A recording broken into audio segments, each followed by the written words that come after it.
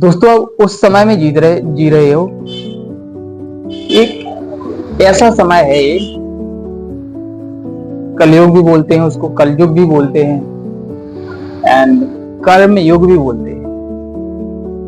कलयुग भी बोलते हैं, कलयुग भी बोलते हैं, कलयुग भी बोलते हैं एंड कर युग भी बोलते हैं, कर्म युग, कर युग। तो आप ऐसे समय में जी रहे हो कि आप जो बोओगे वही मिलेगा। अगर आपने छल किया है तो आपके पास छल ही मिलेगा। आपको 100% अगर आपने छल किया है तो छल ही मिलेगा आपको। ध्यान रखना, आपने जो बोया है वही काटोगे, दूसरा कुछ नहीं आपको मिलेगा। गेहूं बोए हैं तो गेहूं काटोगे, चना बोए हैं तो चना, मटर बोए तो मटर, जो भी आपने बोई है वही मिलेगा।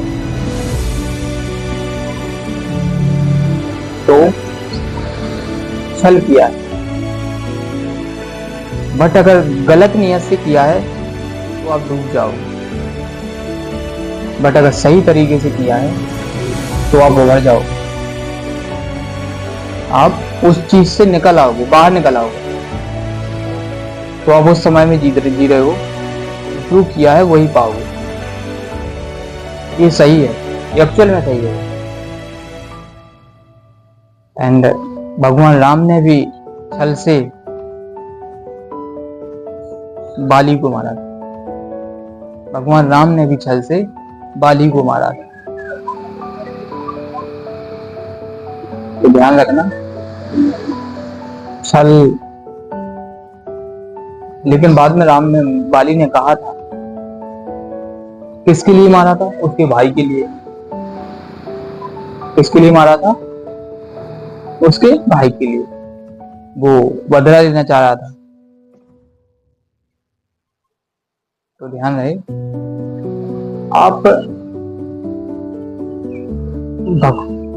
बल्कि बाद में विभीषण ने कहा था, उसने बाली ने कहा था कि अगर आप मुझसे कहते तो मैं आपकी हेल्प करता, बट आपने छल किया है, छल से मुझे मारा है।